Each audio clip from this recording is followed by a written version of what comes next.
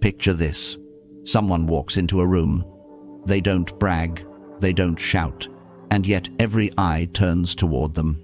Their presence is calm, their gaze steady, their posture radiates quiet authority. Now here's the truth. That isn't luck.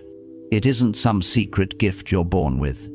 It's the result of habits, practiced day after day, until confidence becomes second nature. 2,000 years ago, the Stoics understood this. Marcus Aurelius wrote that we are not defined by circumstances, but by the discipline we build in ourselves each day. Confidence is not in the car you drive, the title on your business card, or the applause that fades as quickly as it comes. Real confidence comes from self-respect, from keeping promises to yourself, through the small, consistent actions that shape your identity. And that's exactly what we're diving into today. 12 daily habits, simple, practical, powerful, that will transform not just how others see you, but how you see yourself. No magic, no empty promises, only discipline, action, and the building blocks of inner strength. So if you're ready, let's begin laying the 12 bricks that form your inner fortress. Stay with me until the end, because even one habit could change the way you carry yourself forever. And if this message resonates with you, consider joining our growing community here at the Stoic Habit. Together, we build unshakable confidence, one choice, one habit, one day at a time. Habit number 1. Observe and master your body language. Before you ever speak a word, your body has already spoken for you. Slouched shoulders, a bowed head, eyes that dart away. All of these send the same silent message. I don't believe in myself. But imagine the opposite. You enter a room with your back straight, your shoulders open, your gaze steady, and your breath calm. Without saying anything, you've already claimed your space. You've told the world, I am here, I belong. And here's the fascinating part. Body language doesn't just change how others see you. It rewires how you see yourself. Modern science proves that posture alters chemistry. When you stand tall and breathe deeply, your body releases hormones that lift your mood, increase focus, and quiet fear. Confidence is not just a mindset, it's also a physiology. The Stoics knew this long before psychology confirmed it. Marcus Aurelius wrote, "Carry yourself as a man, not as a puppet pulled by strings." He understood that dignity is not vanity. It's discipline made visible. Think of your body as both a mirror and a sculptor. It reflects what's inside, but it also shapes what's inside. Walk hunched over day after day, and your mind begins to believe you are small. Stand upright, chin lifted, and your mind begins to accept that you are strong. This is not about pretending. It's about reminding yourself, through movement, through posture, that you are worthy of presence, that you deserve to take up space in this world. So try it right now. Straighten your spine. Roll your shoulders back. Lift your chin slightly. Take a deep, deliberate breath. Notice the shift? That's not arrogance. That's self-respect expressed through your body. Every time you adjust your posture, you teach your mind a lesson. You are not here to shrink. You are here to stand tall, to embody the strength you already carry within. Habit number 2, practice self-care daily. Confidence does not begin on the stage. It begins in silence. In the small, invisible ways you treat yourself when no one else is watching. Think about it. Every time you neglect your health, skip rest, or drown yourself in noise, you're sending your mind a dangerous message. I am not worth the effort.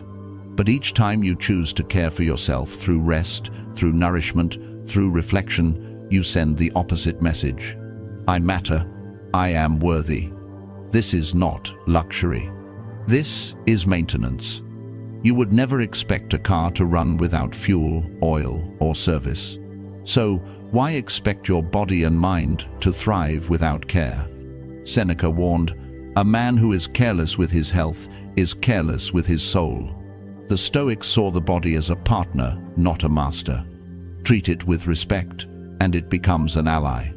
Neglect it, and even the strongest mind will collapse under fatigue. Start with the basics.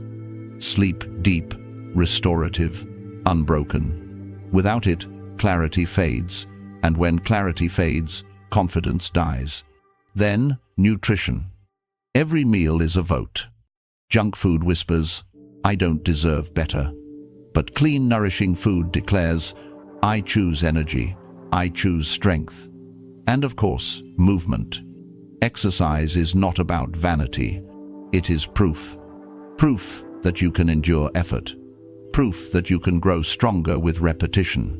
And when the body feels strong, the mind naturally follows. But self-care is more than physical. It is also mental and spiritual. Moments of silence. Journaling to clear the fog. Meditation to anchor your breath. Reading wisdom that feeds your spirit. A walk in nature to remind you you belong to something greater. The truth is this: the way you treat yourself teaches the world how to treat you.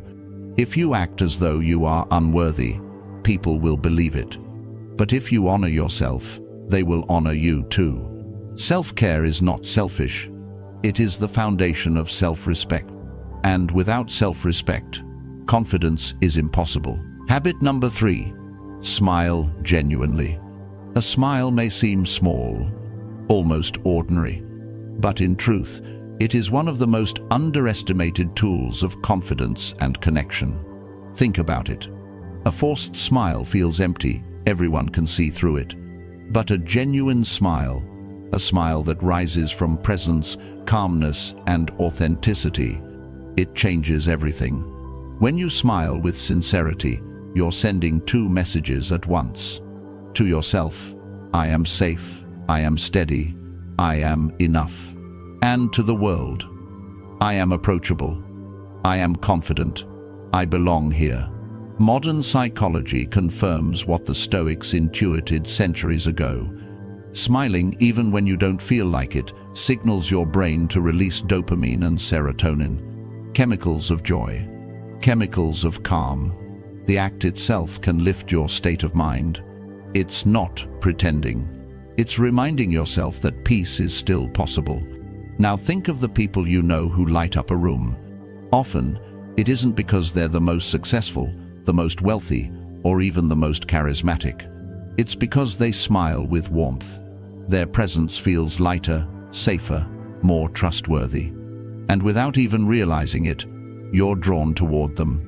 But insecurity fights this habit. When you're trapped in self-doubt, smiling feels unnatural. Your face tightens, your body closes, and the world mirrors that discomfort back to you. The cycle repeats. The way to break the cycle is simple. Practice. Start small. Smile at yourself in the mirror, not with fake enthusiasm, but with gentle acceptance. Then, extend it outward, to a stranger on the street, to a colleague, to someone you love. You'll notice how quickly energy shifts. Your genuine smile creates warmth in others, and their response strengthens your own confidence. The Stoics called this equanimity, remaining calm and grounded, no matter the storm. A true smile is a modern expression of that calm. It says, "Life is heavy, but I remain light.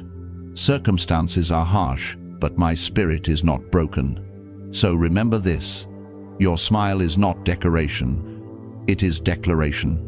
Each time you smile with authenticity, you affirm your worth, and confidence grows in that very moment. Habit number 4. Listen more than you speak. Most people believe confidence is measured by how much you talk, by how loudly you dominate a room. But real confidence is quieter. It doesn't rush to prove itself. It doesn't scramble for attention. Instead, it shows up in presence, in patience, in the simple, powerful act of listening.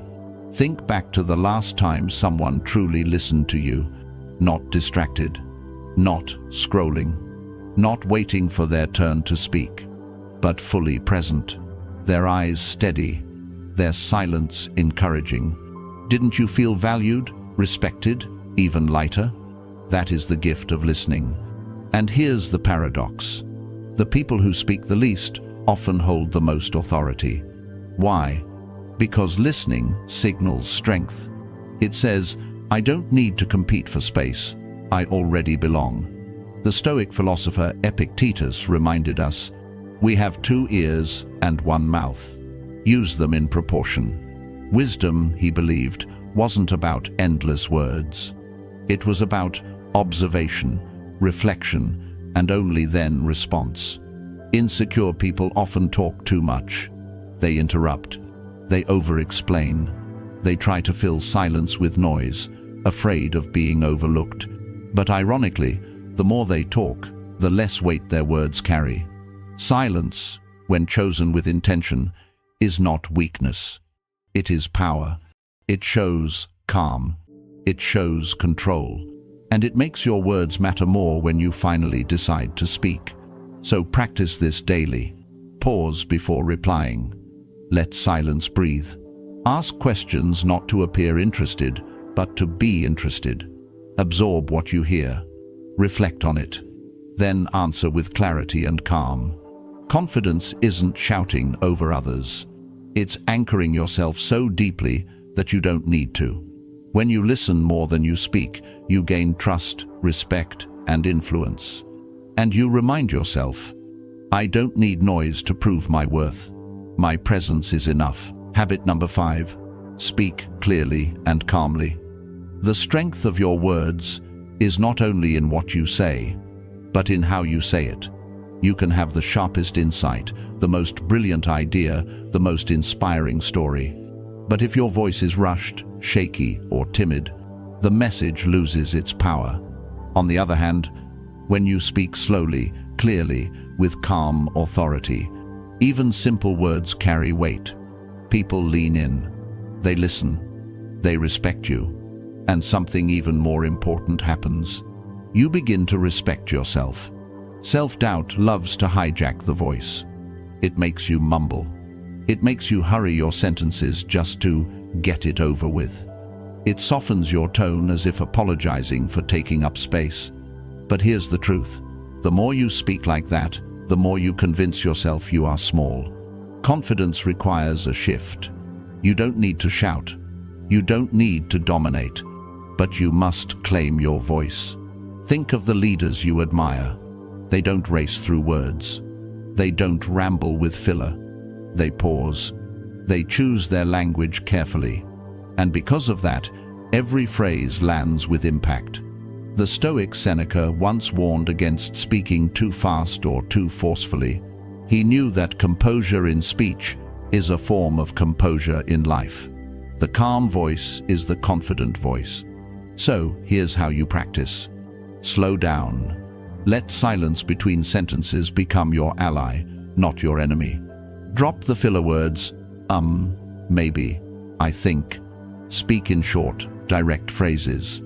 And most of all, keep your tone steady, warm, and measured. Your voice is not an accident. It is a tool. Every time you use it clearly and calmly, you're declaring, my words matter. My presence matters. I belong here. And when you respect your own voice, others will follow. Habit number 6, eliminate negative self-talk. The most destructive conversations you will ever have are not with other people. They are with yourself. Before the world doubts you, you've often already planted doubt in your own mind. That quiet, critical voice whispers, you're not good enough. You'll fail again. Why even try? At first, these whispers seem harmless, but repeated often enough, they become your truth. And once you believe them, confidence begins to rot from the inside. The Stoic Epictetus taught that it's not events that disturb us, but the stories we tell ourselves about them. Negative self-talk is exactly that, a false story. The failure wasn't the end. The rejection wasn't proof of worthlessness, but the story you attach to it makes it feel that way. Here's the truth. Your inner voice is not destiny. It is habit. And habits can be changed. So start with awareness. Catch the moment you call yourself stupid or say, "I can't." Shine a light on the script. Then challenge it. Ask yourself, is this really true? Or is it just fear talking? More often than not, you'll find the critic has no evidence. Finally, replace it. Don't just silence the critic. Give your mind a new voice. When it says, "I always fail," respond, "Every attempt is practice. Practice makes me stronger." When it says, "I can't handle this," respond, "I may not know everything yet, but I can learn." Each time you replace the lie with truth, you train your brain to trust itself again. And trust in yourself is the soil where confidence grows. So remember this: if you wouldn't tolerate someone else speaking to you with cruelty, why tolerate it from your own mind? Become your own ally, not your enemy. And with every kind word you give yourself, you silence the voice of doubt a little more. That silence is where confidence begins to speak. Habit number 7, set small, achievable goals. One of the greatest enemies of confidence is overwhelm. We look at the mountain of everything we want: career success, financial freedom, stronger relationships, personal growth, and the weight feels crushing. We freeze, we procrastinate, and in that hesitation, doubt gets louder. But here's the truth: confidence is not built in giant leaps. It is built in small, steady steps.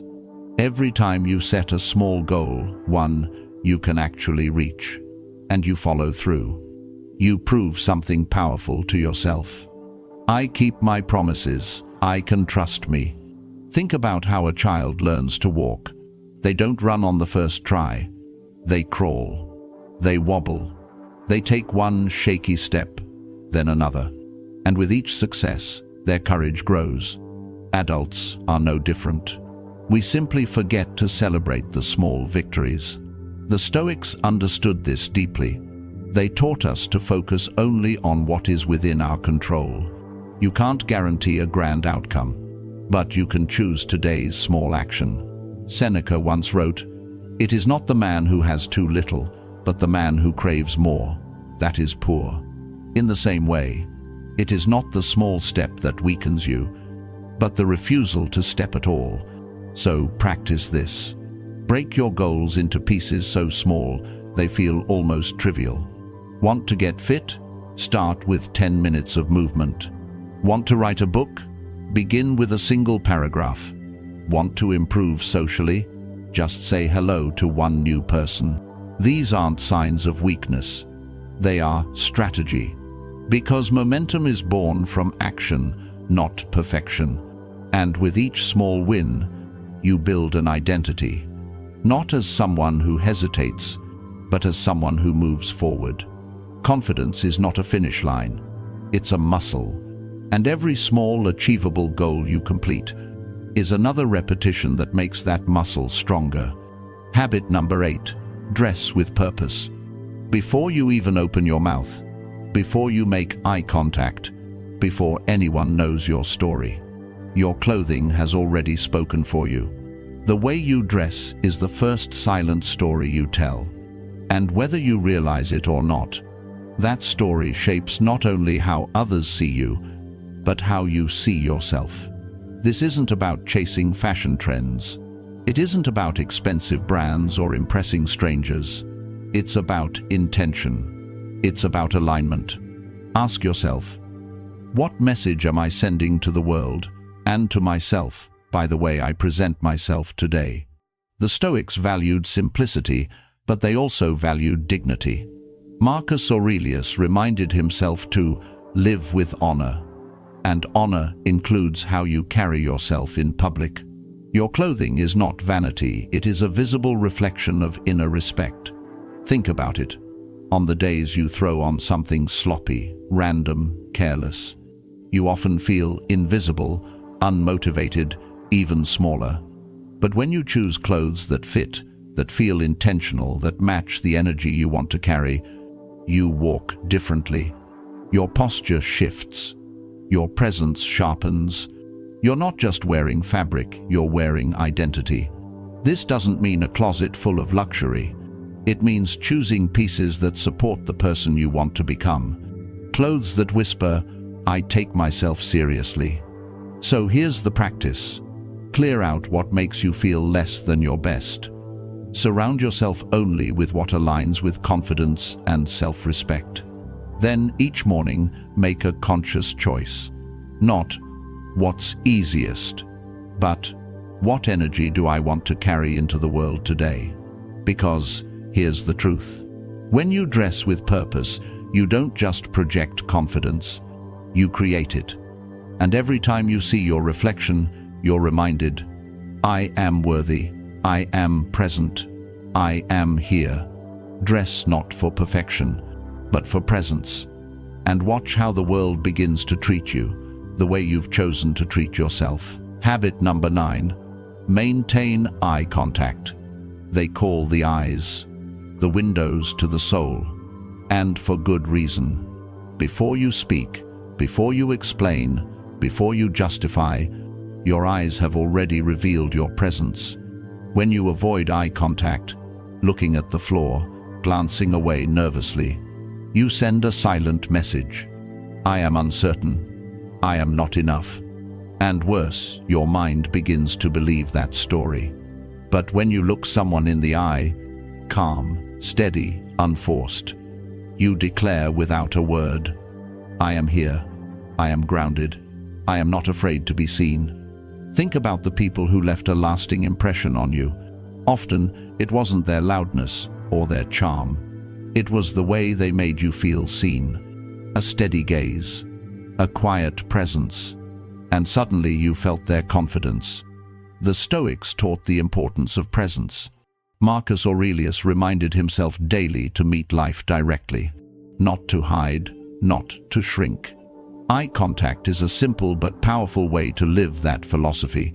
It anchors you in the moment. It stops you from drifting into fear or distraction. Of course, insecurity resists this habit. It whispers, if they look at me too closely, they'll see my flaws. So you look away, thinking you're protecting yourself. But in truth, you're feeding the very doubt you want to escape. The way out is practice. In conversation, hold eye contact just a few seconds longer than feels comfortable. Soft eyes, relaxed face, not a glare, not a stare, just presence. Even alone, you can practice. Look into a mirror. Hold your own gaze. At first, it may feel uncomfortable, even exposing, but over time, it becomes acceptance. Because if you can look into your own eyes without flinching, you'll find it far easier to look into the eyes of others with calm confidence. Remember this, eye contact is not about power over others. It is about power within yourself. Each steady gaze whispers, I am equal, I am enough. And when you believe that, the world begins to believe it too. Habit number 10, surround yourself with confident people. Confidence is contagious. The energy of the people around you slowly seeps into your own life. If you spend your days surrounded by negativity, by insecurity, by constant doubt, that atmosphere will pull you down. But if you choose to stand among people who believe in themselves, who act with courage, who carry themselves with dignity, something powerful happens. You begin to rise to their level. Humans are wired for imitation. From childhood, we copy. The way we speak, the way we carry ourselves, the way we react to challenge. Much of who you are today was shaped by the people closest to you. So ask yourself, are you mirroring doubt, or are you mirroring strength? The Stoics warned us clearly. Seneca told Lucilius, if you spend your time with those who live poorly, their habits will infect you. But if you walk beside the virtuous, their strength becomes yours. Self-doubt thrives in weak environments. When everyone around you hesitates, you feel safe hesitating too. But in the company of the confident, hesitation dies. Their conviction challenges your fear. Their courage awakens your own. So, here's the practice. Look closely at your circle. Who do you spend most of your time with? Do they lift you higher, or do they hold you down? Then, make intentional choices. Seek out environments where confidence is normal. A group striving for growth, a community of discipline, a circle where ambition and respect are alive. This doesn't mean abandoning people who struggle. It means protecting your environment, so you don't drown in their doubt. Because your circle is not just a reflection of who you are, it is a preview of who you are becoming. Surround yourself with confident people. Let their belief ignite yours. And soon, you'll discover their strength has become your own. Habit number 11, learn to say no without guilt. One of the quietest ways self-doubt controls your life is through your inability to say no. Think about it. Every time you agree to something you don't want, every time you stretch yourself thin to avoid disappointing others, every time you silence your own needs just to keep the peace, you send a dangerous message to yourself. My priorities don't matter. My energy doesn't matter. I don't matter. And over time, this repeated self-betrayal erodes confidence. It reshapes you into someone who complies, instead of someone who lives with authenticity. The truth is, saying no is not selfish. It is honest. It is alignment. When you say no to what doesn't serve you, you are at the same time saying yes to your growth, your values, your peace. Of course, guilt tries to stop you. It whispers, if you refuse, people will think you're rude, ungrateful, uncaring. So you give in, not out of love, but out of fear. But here's the paradox. The more you say yes to others at the cost of yourself, the more resentment builds. And resentment kills both confidence and connection. The Stoics understood boundaries well. Epictetus reminded his students, if you wish to improve, be willing to be laughed at, misunderstood, even disliked. Because living for everyone else means abandoning yourself. So here's the practice. Pause before you answer. Ask yourself, do I want this? Does it align with my values? Does it help me grow? If the answer is no, then speak the truth kindly but firmly. No long excuses. No endless apologies. A simple, calm refusal is enough. Because people who respect you will respect your no, and those who don't were never truly valuing you anyway. Confidence isn't about pleasing everyone. It's about respecting yourself first. And every time you protect your boundaries with a clear no, you're proving to yourself, my life is mine to live. My voice is mine to use. My path is mine to walk. Habit number 12. Start your day with a centering ritual. How you begin the morning shapes everything that follows. If you wake up rushed, scrolling through your phone, diving straight into emails or obligations, you hand away control of your day before it has even started. That chaos seeps into your mood. It colors your posture. It sharpens your stress, and self-doubt finds its opening. But when you start your day with intention, with a centering ritual, you anchor yourself before the world has a chance to pull you in 1,000 directions. You declare, this is my day. This is who I choose to be. And here's the truth. Your ritual doesn't need to be complicated. It doesn't require an hour of meditation or a perfect morning routine. It requires presence. 5 minutes of journaling to clear your thoughts. 10 slow breaths to ground your body. A short walk outside to remind you you are part of something larger. Or reading a passage of wisdom to set your mind toward clarity. Marcus Aurelius began his mornings by reminding himself, today I will meet people who are selfish, ungrateful, arrogant. But they cannot harm me, for I will not lose my integrity. This was his ritual, a daily preparation of the soul before stepping into the storm. You can do the same. Protect the first moments of your day as sacred.